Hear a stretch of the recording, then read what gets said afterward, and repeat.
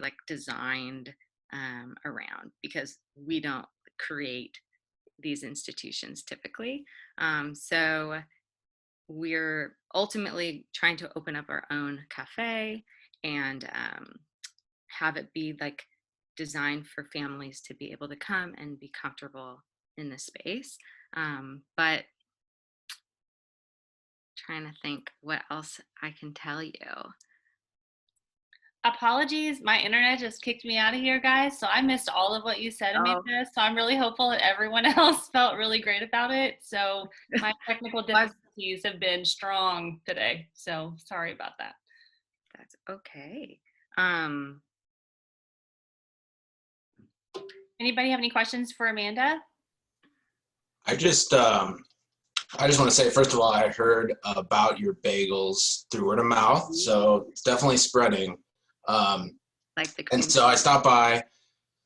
Was a little nervous, obviously, you know, being out and everything. But you actually served me at the window, and you were so welcoming, and it just like took like any, I don't know, any worry I had, or like any, I don't know. I'm just very grateful. Serving you. Yeah. I was just very, very grateful for just how nice you were and welcoming. And I don't know if that impacted the taste of the bagel, but it was delicious. So. Oh, I'm so glad. But yeah, I just had to say that. So like when I think about like the restaurant industry, it's very like patriarchal. It's very like competitive, and you like work until you're burnt out, and like people don't give each other the benefit of the doubt, and it's like, what can we do to cut costs and make money? So we're trying to like disrupt that on our small scale of like we have 4 employees right now. So but hopefully like those kind of changes can sort of ripple into the community through small interactions, and also just hopefully larger. So that's kind of like the radical act I'm trying to create, is like staying true to myself, my culture, my family, but also like creating a business that is going to feel like it's like giving good out into the world and helping people, even if it's just like a smile, or you just really needed a bagel.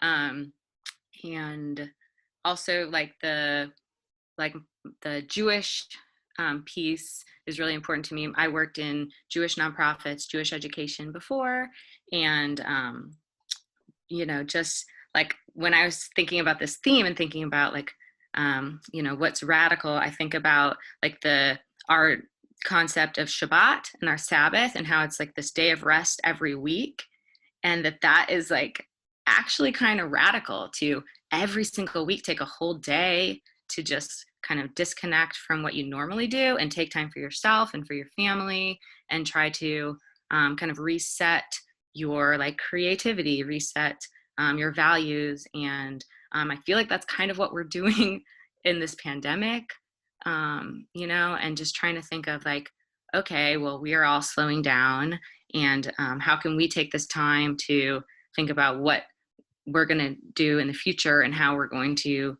like create the world that we all want for ourselves and for our community and for our family. So that's sort of what we're doing with Goldie's. It looks like we're just like selling a few bagels out of a window at Pizza Tree, but we're trying to do this thing that's bigger and better for the world.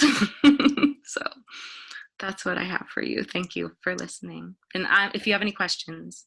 Yeah. Well, I just wanted to say kudos for starting your business, especially right now. I know I have a failed one that I closed, so I'll bring my son. He's like, he eats bagel breakfast, lunch, and dinner right now. Yeah, we'll be around. Awesome. I'm beyond excited. I love me a bagel, so. Yeah, and I heard the sushi bagel was particularly great, Amanda. So if you could bring that back. We need to bring that back. Yes. I missed that week. But I really do appreciate you just being vulnerable and transparent about what you're doing. I loved talking to you a couple weeks ago and thought you were a great fit to share today, but we'd love to have you just attend any of our events moving forward to see how our local community can continue to support you, not just by buying a bagel, but like how can we get the word out? How can we do anything to support you on our social channels? We'd be happy to do that. We love highlighting what people are doing in the community that is just really different and particularly radical, since that's the theme this month. So thank you. Y'all can follow us on Instagram. It's at Goldie's Bagels. Yeah. All right. Well, Carrie, I'm going to kick it over to you and let you introduce Valerie as our speaker this morning. And then Valerie, it'll be, so the remainder of the time will be up to you. Great. Excellent. Good morning, everyone. So the We Project seeks a world of radical inclusion and equity. And I'll be honest, radical was a hard theme when we were looking for speakers this month, because it's not really a label that can be given. It really needs to be owned for it to be validated. So one of the first things I noticed when I came across the We Project was just how beautiful and natural everyone was. The second thing I noticed as I started reading through the personal mission statements was how little you can actually tell about a person's life by just seeing their face. So if you haven't had a chance to check out the website, read the stories, you definitely will want to when we're finished. So Valerie Verta is our speaker today. She was born and raised in the south of France. She traveled the world as a photojournalist. She joined a circus, and she now owns a photo studio focused on natural light portraiture and social documentary photography. She created the We Project to shine a restorative light on people who occupy marginalized identities in Missouri. And today we'll be hearing from Valerie and a few of the people featured in the We Project. So thank you, Valerie, for joining us this morning. Thank you so much for having me. Good morning, everyone. And I would like, before I start talking a little bit, so as Carrie said, when she invited me to speak to this program, my first reaction was, and it always is, I'm not the one that needs to speak. The people that I photograph and invite to participate in the We Project are the people you need to hear from. So I've invited a few here this morning, and thank you so much, Ayana, Katie, and Daryl for being here today, for taking the time to be here. And I can't wait to hear what you have to say. But before we start, and before I start, I wanted to speak an Indigenous Peoples, Lands, and Waters acknowledgement that was written by Melissa Horner. She is a doctoral student in sociology at Mizzou, and she's the member of First Nation, originally from Montana. So lands and waters are not as fixed, linear, and singular as modern colonial maps represent, and dismantling these Western conceptions of land is not simple. With that in mind, I would like to offer, and this is Melissa talking, I would like to offer an acknowledgement of the Indigenous peoples who practice culture, ceremony, and life on this sacred and ancestral ecology of lands and waters we occupy in a geographic area colonially known as Missouri.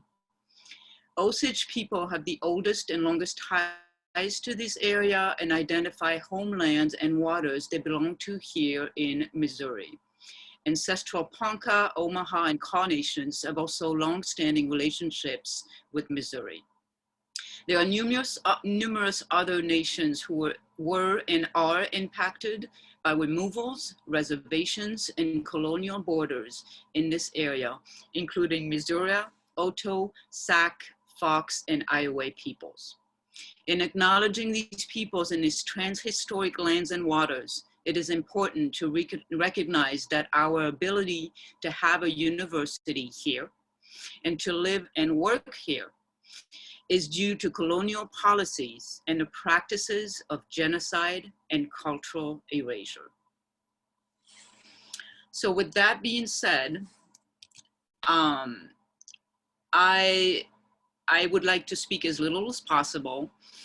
And I would like to talk about the usual question that I get when I am invited to talk about the We Project is why I started doing this work.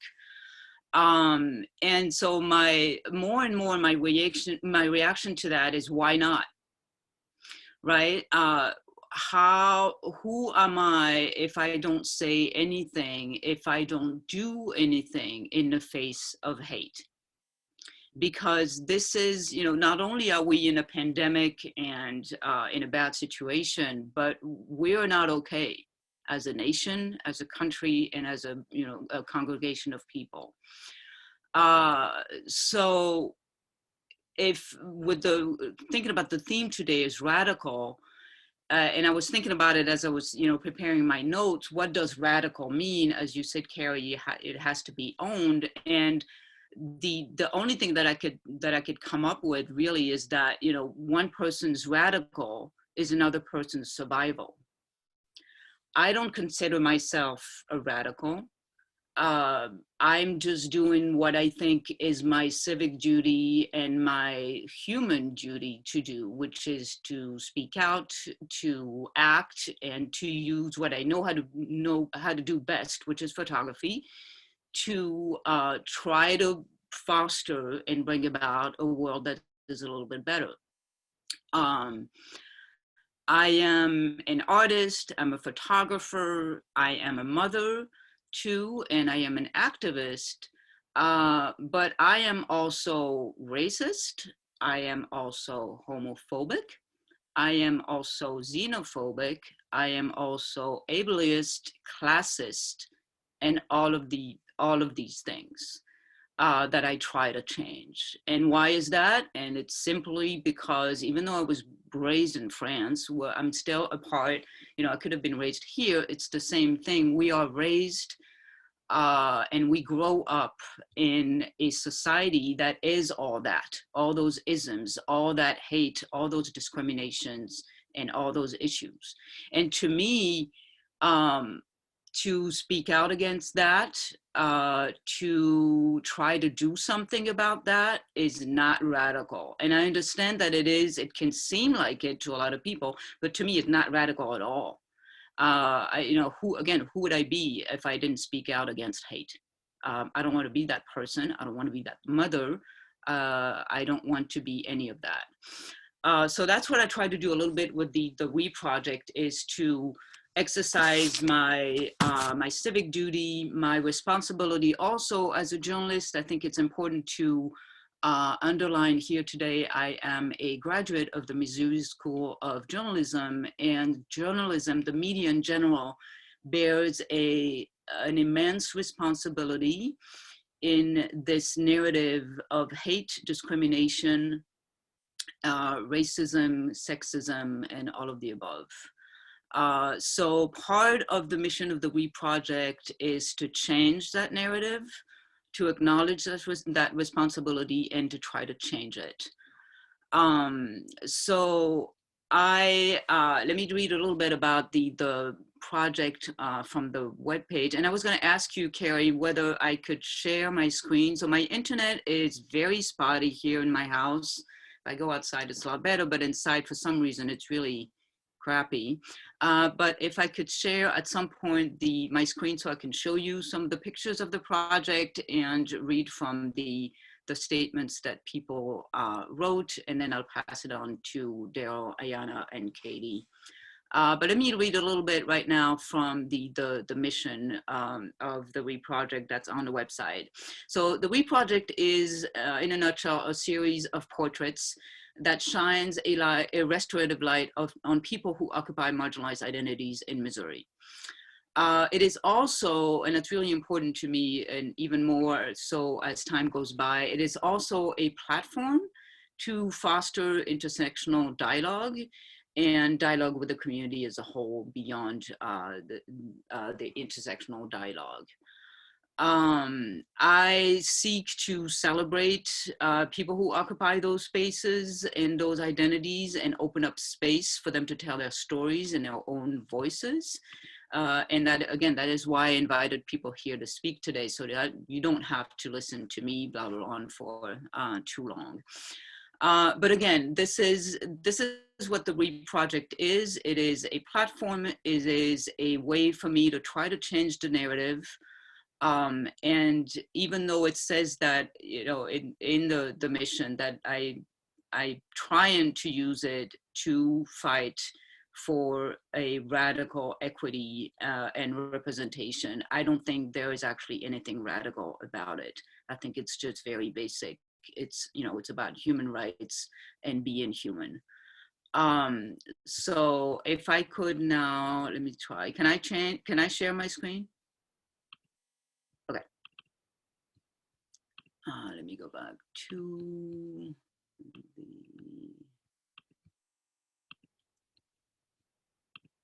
the gallery. So this is the gallery part of the project, where you can see the portraits that I've taken.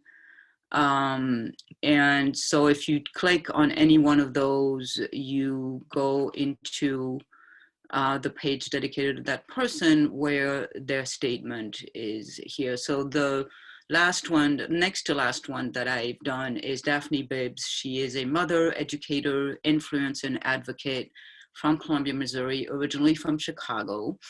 And her statement, her story, what she wanted to tell people on that platform was she believed she could, so she did. And so you do this, you can scroll down and read about each and every one of the people that you see here. Going back to the theme of radical, again, you know, I don't think that I'm a radical. I don't think the We Project is radical. And I don't think being oneself is radical. So for example, Alison D'Agostino is a Special Olympics Missouri representative and athlete.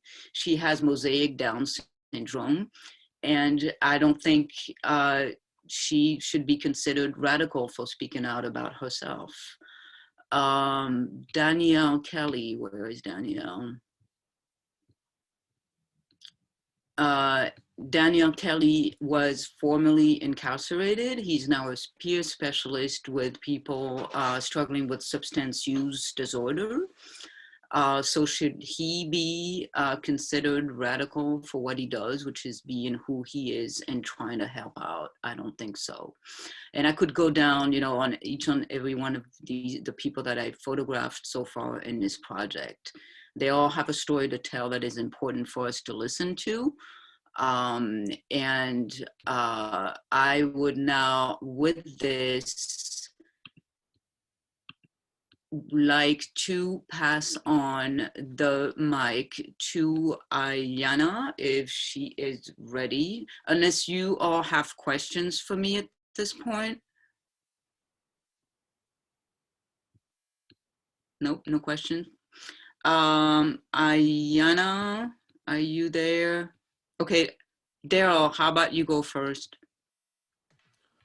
Sure. All right. Hello, everyone. My name is Daryl Cruz, as you can probably see on the screen. Also, Pharaoh Daryl. Little bit of background. I'm originally from Chicago, Illinois. I'm a visual artist, meaning drawing, painting, photography. Right now, my day job is the art director, front desk administrator at the Boys and Girls Club. I'm also part of the One Mic Collective. If you've ever been to like the One Mic's open poetry night, I am part of that collective. I'm more so like the radio host on our radio show every Saturday from 2 to 4. And that pretty much sums up my background. One, thank you, Valerie, for asking me to be here to talk. I enjoy like conversations like these, but also like Valerie, I don't really see myself as radical until like until Valerie, until you were speaking and hearing like how you felt about it. And then I had to stop and think. I'm so used to the way that I think and the way that like I've surrounded myself like with people who, you know, can think on that wave or a similar wave, even if we don't have the same opinions. And then like it has to click into me like how people see my art when they first see it or when I first explain it. So I guess my version of radical, all I really do is I seek out to open minds to change minds rather than to like drive home a hard point. because like, I guess a few years ago, I was that person, was more like, as my parents used to call me, militant, with trying to like bring home like the point of racism in America, of sexism and everything. And then like when I stopped to realize in terms of like creativity, whether it's me just public speaking, whether in my drawings or paintings, I noticed there's always a shift that happens like since I was a kid. When people like first hear that, it was like, wow, that's, you know, really thoughtful. I haven't thought about it that way. Then it shifts to like, oh, you know, Daryl making good points and everything. And after a while, people just get used to you and the message gets lost and it turns into Daryl being Daryl. I always like hated that because then I feel like I've become a gimmick. And so I also realized like I had friends like when I was at the University of Missouri who would do like poetry and public speaking, who would be like hit a harder note, like way better than I could, drive a point home way better than I could. And that's when I realized I'm over here trying to like be truthful, trying to be radical, trying to be like hardcore. This is an issue. You need to see this. And I had to stop and think like, that's not really me on a regular basis. I'm more of a like real cool, laid back, just say something slick to like open your mind where people think it was a joke. Then they like stop and think like, hey, like that's a good point. So I say all that to say, in terms of creativity, in terms of my art, I guess I would say I'm radical in a way that I like to connect history. Because one of the main things I say, you know, with this attitude that slavery was a long time ago, right? We should be over it. It ended, if we're going by Juneteenth, it ended 155 years ago. Half of that is 77 and a half. So if you know anyone around 77, 78, you can tell them they've been alive like half the time slavery has been over. And that doesn't even include the whole Jim Crow era. So like I used to do, actually I have this one drawing. Actually, it's better for me to share my screen if I could. Never done this before, so I apologize. Is this working? Can everyone see my screen? Cool. Yes, we can, thanks. Right. Realize like I'm a visual artist, meanwhile I'm talking about my art. So now this thing doesn't want to cooperate with me. All right, internet is slow, never mind. So here, like on New Day, this was something I had to do in class. It was just oil pastel drawing. Something real simple. All I did was, you know, put two power fists up. One had shackles, one had handcuffs. And it's like, I like to draw similarities, like two things like that, where people think like slavery is this instance long ago that we had to learn about in history, and police brutality is like, I guess the hot topic now, even though it's really been a discussion, especially since like, well, actually forever, but especially since the 60s, you know, with the Black Panthers. And people like to see these things as like little pockets of history rather than connecting them to see how this is a long-term like issue. I like to do things like that because, like I said, I work at the Boys and Girls Club now, and it really hurts. I hear so many kids say like they don't like history, when social studies growing up was always my favorite subject, because I've always just like had this ability. I've always liked connecting things, because we all know the phrase, like, if you don't know history is, you know, history is going to repeat itself. And I find that to be very true. Like if you like know certain things about what's going on and how it's all happened before, like the whole mantra that no idea is original, then you can really like prevent a lot of the issues that are going on today. So another one, I love satire. So the photography series, this is actually my second photography series. We all know the attitude that technology, you know, is ruining us, it's distracting us. People have been saying it about social media. Before that, it was just cell phones. Before that, it was video games. Before that, it was TV. It's like an ongoing thing. But so like a few years ago, like I said, this was like 2015, my second ever photo series. I just had a bunch of friends pose, doing couple interactions like this one. They were studying. and it's the main focus is one person is always on their phone. So as you can see, like it's just joking around, but one person is clearly like missing out on life. The other person's like trying to call to attention, but we're always on our phone. So it's like something that someone would see like, ah, that's a joke, and then like stop and think. And in regular real life situations, and they're on their phone, I just want them like just one brief second, like, hey, this is exactly what he was talking about. And if I can get them to put down the phone, then I've done my job.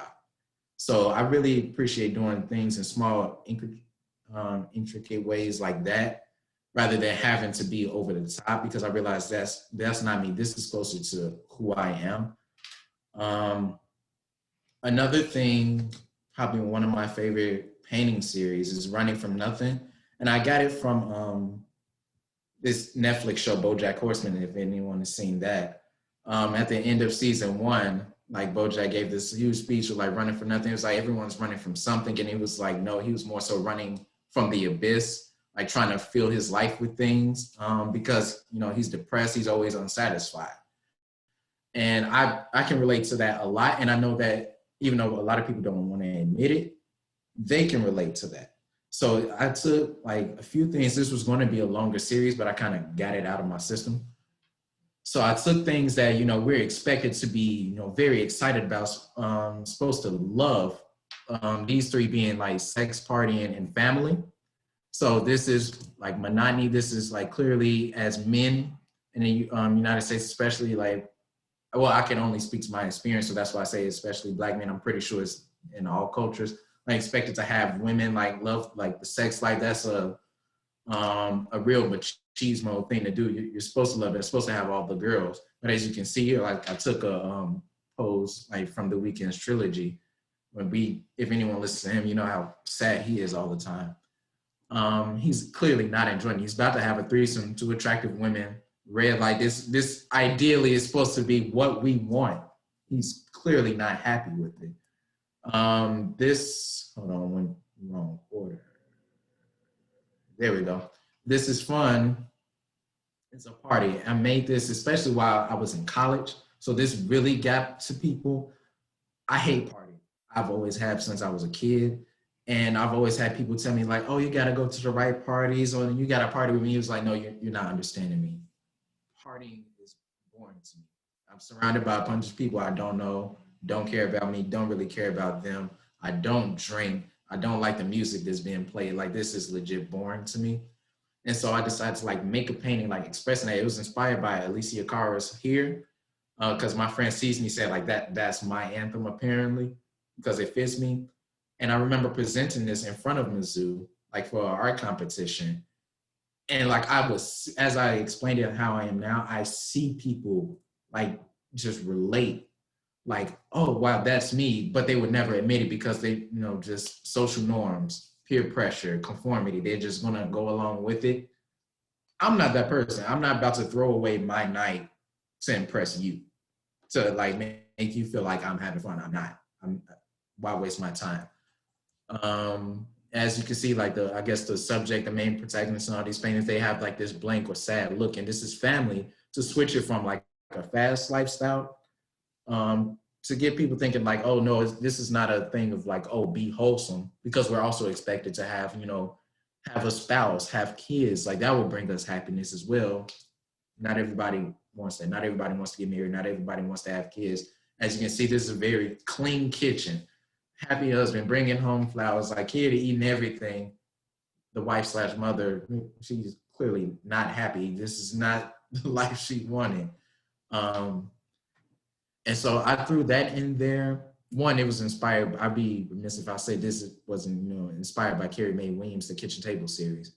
But it's just to show that it's not about, oh, you don't want to live the fast lifestyle. You're going to get old and get sick of all of that. It's like, no, the things that our older generations teach us too, not everybody wants that. And the point really is to be authentically you. I try to get people to like, just be you. Don't try to fit into a certain mode.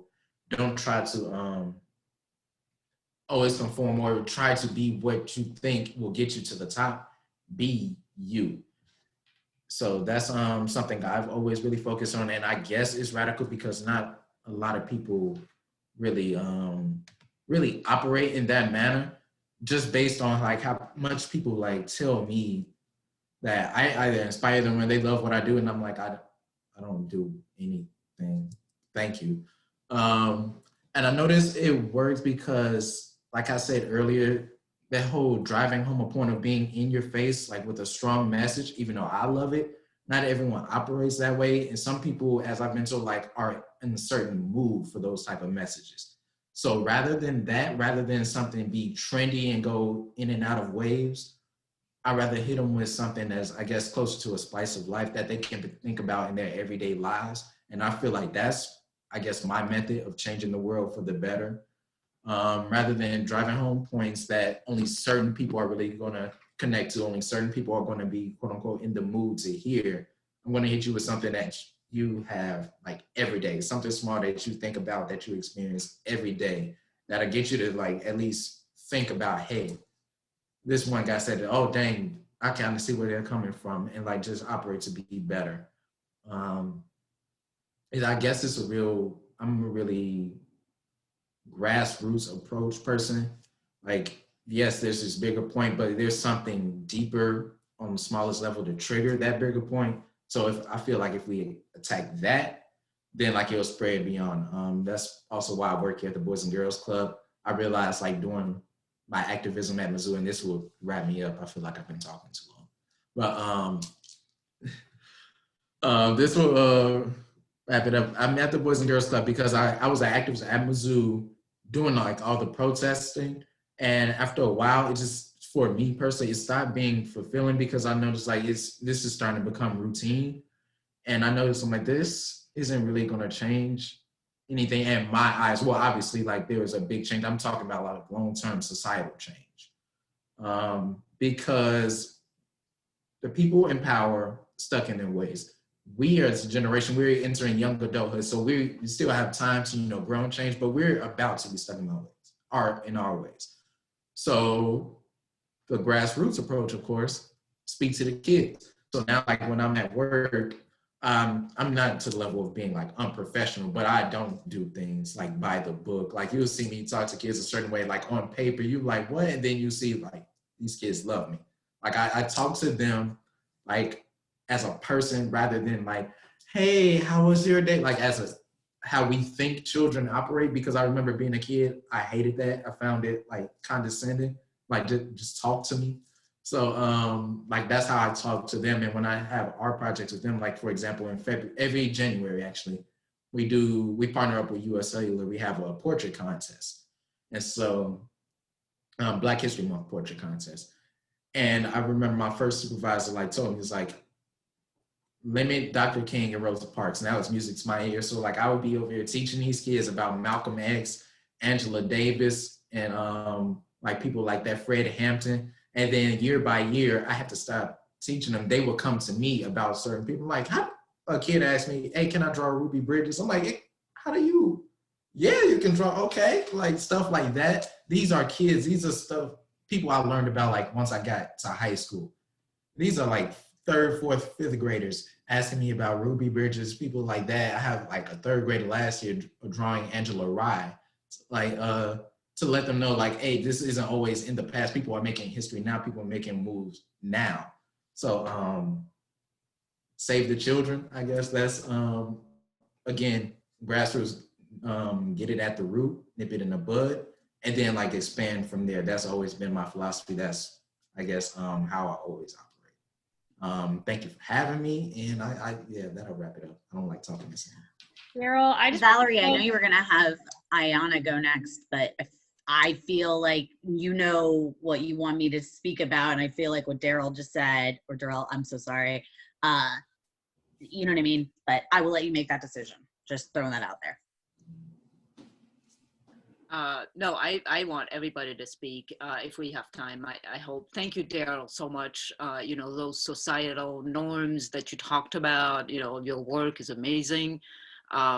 Inspiring, and it was just an honor to be able to photograph you. If I could just share my screen a little bit, I wanted to do that while you were speaking, but I didn't want to interfere with your sharing, but I wanted to show your portrait as it is in the We Project. And yeah, I just thank you so much for speaking. And without much further ado, the next person that I'd like to speak, let's see if I can scroll that, is Caitlin. So I'm going to stop sharing my screen and give it up to you.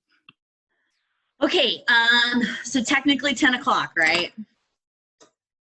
Don't worry about it, Lindsay says. I'm okay to, if you want to go a few minutes over, I'm sure our folks. I just don't want to, if Ayana needs to be off at a certain time, I don't want to take Ayana's space. Yeah, so if you can do 5 minutes, then I think we should be all right. Try. Okay. So I was an educator. My name is Caitlin Cunningham. I use they, them pronouns. I'm going to do a little bit of screen sharing with you guys as well, because the educator in me is still very strong in existence, and I made a short presentation. Oh my gosh, Daryl, no. I've been that person so many times. So I was a teacher. The reason I believe Valerie wanted me to come, and she expressed this to me, was if you Google search my name, which I have gone ahead and done for you. If you Google search my name, then what ends up coming up is this fun thing. Gentry science teacher suspension, follows Instagram posts, LGBTQ poster display, spurs, controversy. This is the, and I am a cursor, so please forgive me. This is the shit that ended up ending my career as a teacher. Now, did it end it because they ended it? No, I put my own resignation in prior to ending my career last December, because of all of this, because simply existing was obviously an issue for the parents that were in my community. You'll notice all I typed in, Caitlin Cunningham, Columbia, Missouri, and yet this is what I'm still identified as. I still have Gentry Middle School on me. Now, I'm a person who has very little shame. And so it doesn't bother me that that's there. In fact, I wear it as a badge of pride. But one of the things when Valerie asked me to speak, my reaction was very similar to hers, was, well, but I'm not radical anymore.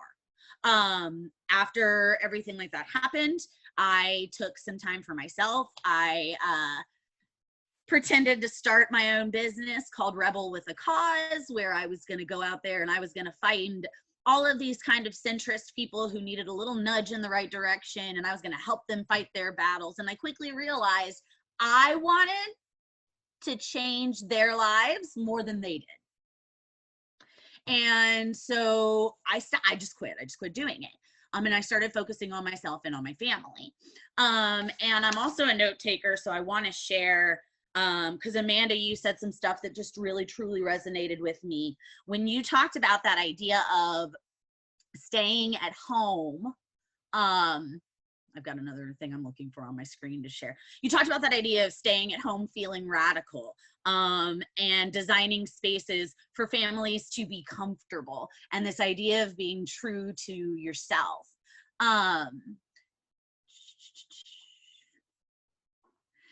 This was one of the slides that I wanted to share, because it was a quote that really, really resonated with me in the simplicity of this idea of what it means to be radical. That sometimes simply just being yourself is a radical act. And this is from the book More Than Enough.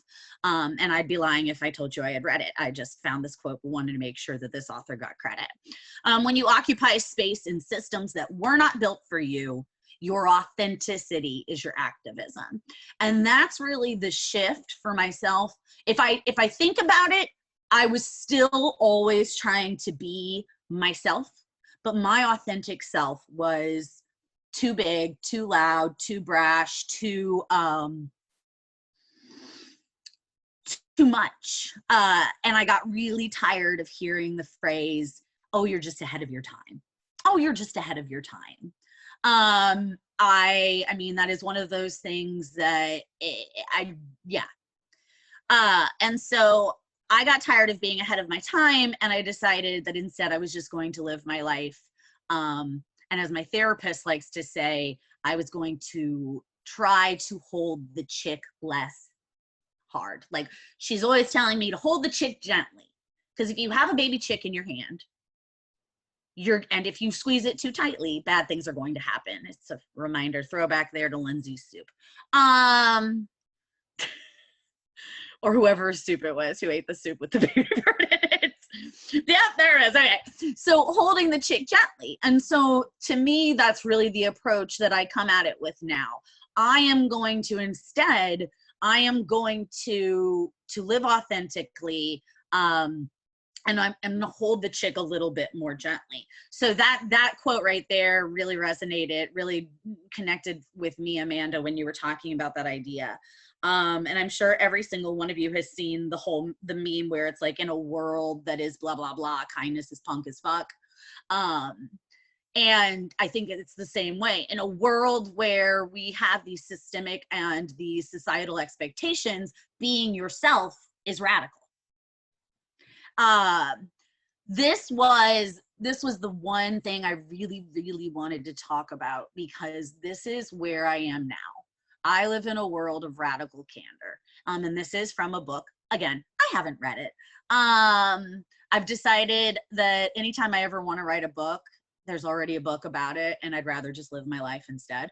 But this idea really resonated with me, because it's this, if you stop and you think about it, however much you care about something and however much you're willing to confront it, that's where you are on this scale.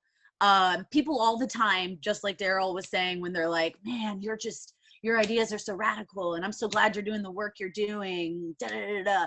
To me, if I'm sitting in a meeting, which I have an office job now, if I'm sitting in a meeting and someone says the R word, I call them on it. That is, I care too much, and I'm willing to say something. I'm willing to actually make that statement and challenge it directly. And so, people all the time will say, speaking with you and working with you is, you're just so abrupt, you're just so upfront, you're just so blunt. And that's because if I care so much but do so little, well, now I'm not doing you any favors. Putting a blanket on you when it's it's just not going to do it. Or to care so little, this has never been me, I'll never be manipulatively insincere. But obnoxious aggression, yeah, I've totally been guilty of that. And I would say, I would probably go ahead and throw out there that anybody who at one point in time was like, by God, I'm going to be an activist, we probably have been obnoxiously aggressive. And that's when those messages aren't heard. And Daryl spoke to that a little bit as well. This idea of trying to be radical didn't feel right. And for me, that was that whole like, ooh, hold the chick gently. Because if we want the chick to continue to survive, which is this idea of moving the world forward with progress, you have to hold that chick gently. Normalizing things, being yourself, big change comes from small steps. The fact that you treat, Daryl, you treat those kids as people is something I always said as an educator. They said, well, why, how come you can get so-and-so to do this and I can't? Well, do you talk to them like they're a little person, or do you talk to them like a child? Because that's going to make all of the difference in the world. And I do think that when we try to be activists, we are, as you said, we become a gimmick. We become almost a caricature of ourselves. God, you said something that I really wanted, somebody said something that I really wanted to say. Oh, Valerie, you talked about how you didn't feel like you were radical either. And I was just like, well, yeah, radical acts to radical people don't feel radical. It's the same as anything, any culture. Like, if you think about it, if you were raised we are raised to fear what is different, because that is the easiest way to control members in our society. And so to be yourself is to be radical, because what you're doing is you're normalizing that it's okay to be different, that it's okay to be openly queer, openly polyamorous, openly calling people on cultural appropriation, you know, and it's those little steps. And, you know, I try to take pride in the fact that, yeah, I'm not getting articles written about me anymore. But when I'm in a meeting and one of my loan officers, which I don't work for Veterans United, they could not handle me. I lasted 4 months. You know, when I'm sitting in my office with my loan officers, who are all your typical type A men, and sorry, boys, and one of them says, "Oh, that's so retarded." Sorry, Caitlin. Sorry. I've done my job. And that's, to me, that is what radical is. And so I kind of had, you know, a little like, it's amazing what happens when you put your interests out into the universe and make it known what you want. So if what you want is someone to stop using the words or language or cultural appropriation, then put it out there. If what you want is to challenge people's day-to-day ideas of what is normal, then make incredibly moving art like Daryl. If you know that one of the biggest issues with progress is that people have no idea that there are people who are different than themselves, then start the We Project like Valerie did. So for me, and then this was just, I wanted to, how will you help others around you realize that they can be radical? And just by sitting here and taking the time for yourself, you're being radical. And finally, I'm not weird, I'm just being radical. So that's, sorry, I tried. That's okay. I wanted to echo a little bit of, you know, what both of you had shared, and about, you know, being yourself is really kind of a radical thing a lot of times, and it's inspiring because it helps, especially children, see that it's okay to be different or whatever that it is. I know Sarah's on this call. Sarah, I'm sorry if I'm saying something I'm not supposed to, but her son was told at school that he was weird, and we talked about it on the phone. I was like, tell him that it's really cool to be weird. If you're different and you're like living in who you are, that's fine. And it's hard when you're a child, but having adults like the both of you speak into children's lives and encourage kids to just exist in their own skin and to be okay with it is really different than even what a lot of schooling and what a lot of other adults just try to do to kids to make them conform. So I know that I had one parent who was very supportive and one who just wanted me to be like everyone else. And it was really challenging to finally kind of live in my own skin as an adult. So, and to your point, Caitlin, about, you know, working with folks who are really different than you, who are still trying to figure you out and aren't sure, it's really hard to hate people up close. And so it's good for you to be in those spaces for them to be like, oh, it's not that strange that this person is different than this is gender neutral pronouns. I mean, they have struggled so hard. Yeah, and it's probably always going to be a struggle. Yeah, it'll be a struggle for some, but I think creating spaces for them when they mess up to be like, I'm sorry, I know I got that wrong. I'm really trying. And I think creating those safe spaces, particularly for kids, hearing both of you talk about your investment in just young people is really inspiring to me. So I do appreciate, it's okay that you went over. Thanks so much for being here, and for Valerie for facilitating these folks to open up a space for them to speak. I'm sad that some folks missed out on this, because I think this has been really one of my favorite events that we've hosted.